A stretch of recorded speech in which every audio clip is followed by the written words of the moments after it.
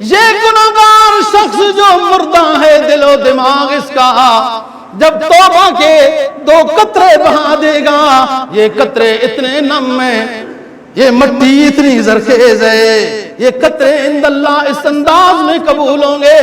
حدیث فرماتی ہے ایک قطرہ دنیا میں جو اللہ کی خشیت سے بہایا، یہ جہنم کے انگاروں کو بجھا دے گا۔ میدان حشر میں غم و حزن میں ڈوبا ہوا شخص اتنے قطرے بہائے گا، اتنا پسینہ آئے گا، خود ڈوب جائے گا، لیکن وہ جہنم کے انگاروں سے وہ نہیں بجھا سکے گا۔ فرمایا عینان نہیں قطرتان قطرتان یحبہم اللہ تعالی۔ ترمذی شریف نے حدیث نقل کی، 2 قطرے ہیں جو اللہ کو بہت پسند ہیں۔ قطرۃ دموع من خشیت اللہ، ایک اللہ سے توبہ کی صورت میں ندامت میں بہنے والا آنسوؤں کا قطرہ اللہ کو بہت پسند ہے، جو اس گنہگار توبہ کرنے والے کا بہنے والا قطرہ جہنم کے انگاروں کو بجھا دے گا۔ وَقَطْرَةُ دَمٍ تُحْرَقُ فِي سَبِيلِ اللَّهِ، اور ایک وہ مجاہد اسلام کا قطرہ جو اللہ کی رضا کی خاطر اسلام کی سربلندی کے لیے جہاد میں مصروف عمل رہا اور شہید ہو گیا، وہ قطرہ خون کا بھی اللہ کو بہت پسند ہے۔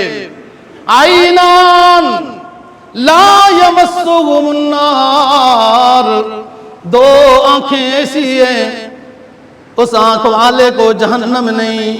چھوئے گی بھی، جہنم اس کے قریب بھی نہیں آئے گی۔ 2 آنکھیں ایسی ہیں، عین بکت من خشیت اللہ، ایک آنکھ وہ ہے جو روئی روئی اتنی روئی اللہ کی خشیت میں کہ اللہ کی مغفرت اور رحمت بھی مچل گئی، اور اس گناہگار کو رب العالمین میں اپنی رحمت کی چادر میں لے لیا۔ وعین، ایک آنکھ تو یہ ہوئی، وعین باتت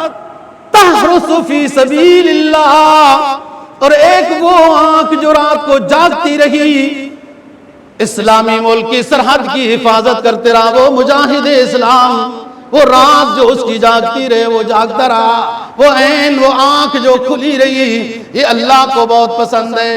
سرکار دو جہاں صلی اللہ علیہ وسلم نے فرمایا ان فی الجنت غرفا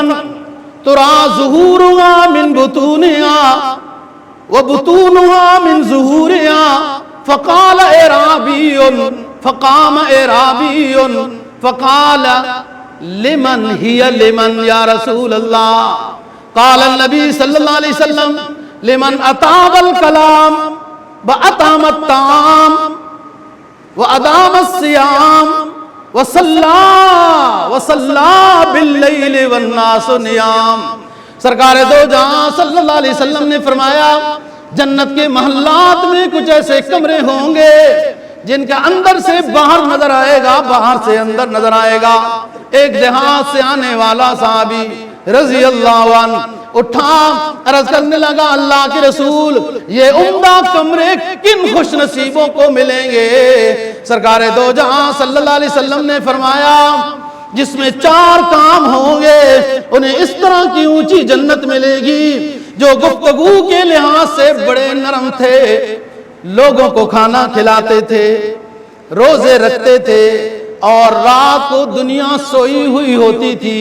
یہ جاگ کر اللہ کے سامنے قیام میں نظر آتے تھے۔